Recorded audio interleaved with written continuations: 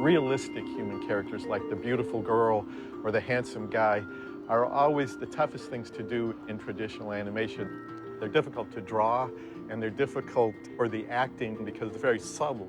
When we were first going to do The Little Mermaid, it was the first fairy tale in 30 years, and we wanted to go back to some techniques that had been used in the classic ones like Cinderella, Snow White, and Sleeping Beauty. And one of those was the shooting of live-action reference as an assist for the animators to help unify both difficult drawing problems and to get a lot of different animators working on the same page in terms of a character. This was a technique that Walt had done as far back as Snow White, but it hadn't really been done in the latter years. By the time when I had started at the studio, we didn't really know or have the tools at our immediate disposal. We weren't sure quite how to do it again.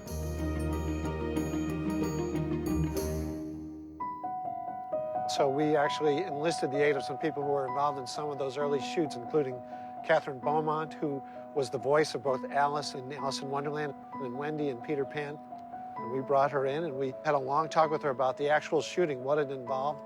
I walked into the conference room. There was a long table with all of these directors, writers, everybody who were curious about what the live-action process was.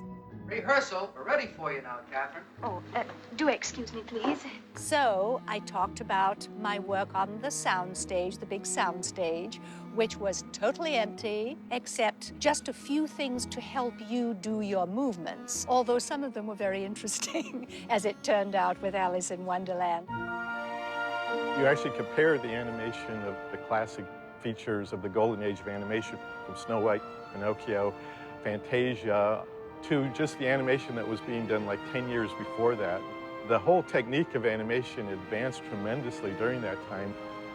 And the animators studying live action really was a big part of that because they really learned a lot of the subtleties of acting and movement. You want to form an emotional connection with the audience to the character, and an important part of that is making the character believable. That's quite a tall order for you to have the audience believe that this series of drawings is actually a living, breathing human being. In preparation for Snow White, Disney did a short called Goddess of Spring. That was kind of almost like a rehearsal for Snow White. And they had a kind of realistic human character, and they did not shoot live action. And it didn't turn out real well. It was very rubber hosey as she moved kind of swimmy and not in a convincing way. After that, they realized that they had to do something to make Snow White effective. They couldn't just animate her traditionally. So they hired a young dancer, Marge Champion, and they shot reference of her dressed in a simple sort of Snow White outfit, and that really became the basis for her performance. The technique of rotoscoping is literally just tracing the images that you shoot. And unfortunately, when you do that, the performance is very flat. The characters really don't live. And so what Walt and his artists learned rather quickly is if you just take some of the key poses and use those to kind of build your animation around, then the artist puts in all of the craft and skill that they know. Using those poses, that brings the characters to life. In all the live action that we've done in the films we've made, we haven't done rotoscoping. It feels unbelievable in a weird sort of way, almost because it's too realistic. So we always use the live action as a reference. Storyboarding is the first process. Still drawings that just kind of tell the story. We have the sequence worked out scene by scene, so that becomes our guide to shooting the live action. We wanted to get really good actors to do the live action because many different animators would work on a character like Ariel, and we wanted to make sure there was a consistency to that performance. Sherry Stoner, who's in the Groundlings, which is a group of improv comedians that came to the studio over on Flower Street. We did a little workshop at Disney for the animators, sort of teaching them how to improvise and move around and stuff like that, loosen them up. But Ron and John must have been in the audience because they had me come in and audition. Okay. What's your name? Ariel! Sherry was a wonderful comedian. Ready, camera. There's a big scene where Ariel is having this nice, elegant dinner at the palace. She thinks the fork is a comb, and she starts combing her hair and seeing everybody stare at her strangely and realizes somehow I'm doing something I shouldn't be. And then takes the pipe and sort of thinks it's a musical instrument. Those things were really fun. Just look at her! Glenn Keane would have very specific ideas about how he wanted a certain part of the piece to be staged. Jumping, dancing. But within that, I would improvise certain things. Like if hair would get in my eyes, I would do that sort of thing, and that became sort of part of the character. Or if I was nervous and I moved my hands like this or something, they would put that in. So they allowed me to play within the confines of what they had in mind.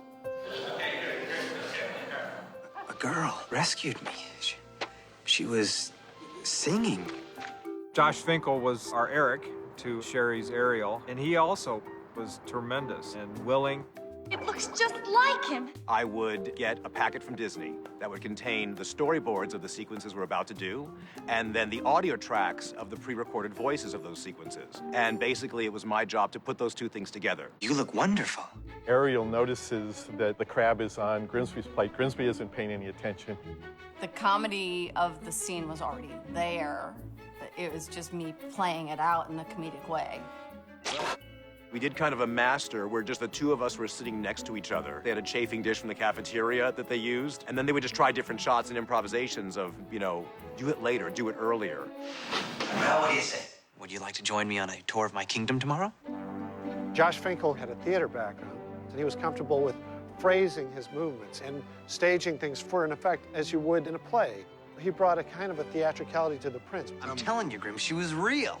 I'm gonna find that girl, and I'm gonna marry her. The original live-action reference process, they shot on film, and they were fairly elaborate. There was a lot of attention to detail in terms of if the character was walking down steps, they had steps built.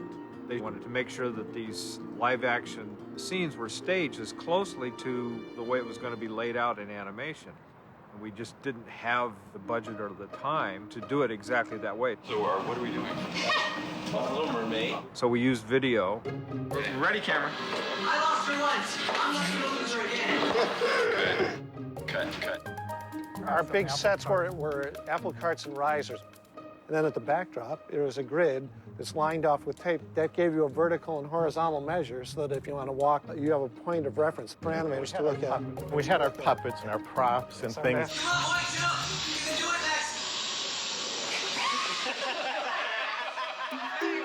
next. The props were just, I think, whatever they sort of could pull together that was sort of lying around. Like, they got a puppet that was about roughly the size of Flounder to Ariel. You want thingamabobs?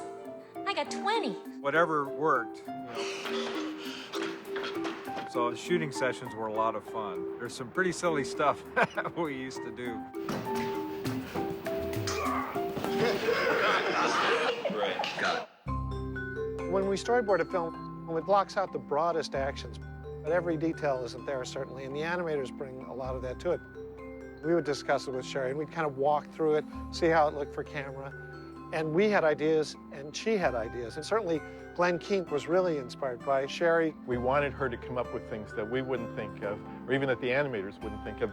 When she was on the rock, she's lost her voice, and she comes and meets the prince.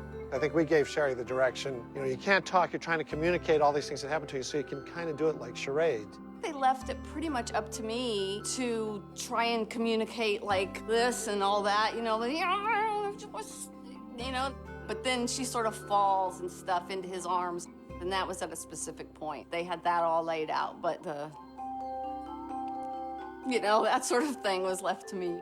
Part of what live action can be used for is difficult to draw angles, complex bits of choreography, as well as ideas of performance and movement. You would think a walk is the most common thing, but the walk is actually one of the most difficult things to animate convincingly. Live action can really give you a leg up, so to speak. When there's a good silhouette, it gives the animator a much clearer thing in terms of making a nice drawing out of that. There's a term in animation called overlap. When something moves, something drags behind it, and then it sort of catches up. So if you have a cape and you twirl, the cape kind of keeps moving after you stop. Live action is very valuable for that. Anything that moves and has overlap, we would want to get very clearly into live action. With Little Mermaid, we had meetings and meetings about Ariel's hair.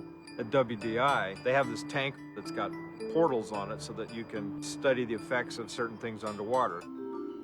We wanted to see how hair moved. It was all good, except that the water was not heated, so it was Arctic. So I couldn't stay down there very long. But I was I was having such a blast. They were like, are you okay? You're sure you're okay? And I was like, yeah, okay, just tell me. And they would be like, okay, swim to the right, then swim to the left, then go down and then up, you know, and then come back up and see if you're okay. One of the other things that's complex to do in animation is when there's real interaction between two human characters. Ready, camera. We did it very simply, as I recall, but it helped because you could see in these pivoting shots where the camera was moving around how to draw them, sort of situate them in the boat, and that sort of physical thing, as well as the performance things.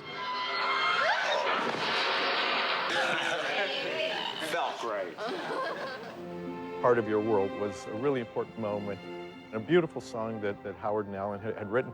When the time came to shoot the live action, that was one of kind of the key scenes. When we shoot this live action, she's actually acting to playback of Jodie Benson's track. Look at this stuff. Isn't it neat? It was Glenn's idea, getting this pan around the grotto, which is very tricky to do in a two-dimensional art form. So we came up with this idea where we put Sherry on a chair and pivoting the chair down out of camera, we timed the turn on the chair so that when we combined it with a two-dimensional pan of the background, it really gave this kind of magical feeling of being in the round and being able to see that whole grotto.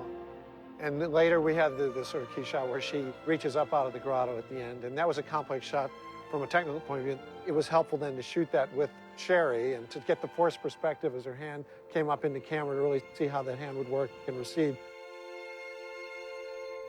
Some people, when watching Mermaid at the time, felt like it was a little more cinematic possibly than some of the films that came before it. And if that's true, I think part of that could be because of shooting the live action, it really did have an influence on the staging and the cinematography. Wandering free, wish I could be part of that. That was a good take. Yeah. When I came to the studio in the mid-'70s, Eric Larson was in charge of the animation training program. He had animated the character Cinderella, among many great things he animated, along with Mark Davis, and I complimented him on his animation on that. And he was very quick to credit Helene Stanley, who had shot the live action, because he felt like he had really gotten so much inspiration from her work. Walt's philosophy was it's a team effort. And I was very much aware as I began working for Disney that that's how everything was. And they sort of made me part of this team. And I saw Alice coming alive. And I almost looked at her as being this different character. But I was told that when they saw Alice animated, they could see me because my personality came through. Sometimes it's hard to separate Sherry from the fact that then you had Jodie, who was equally invested in the character, and then Glenn and myself and all the other animators that worked on bringing her to life. It's truly a very collaborative effort. The live action reference just gave you a good foundation.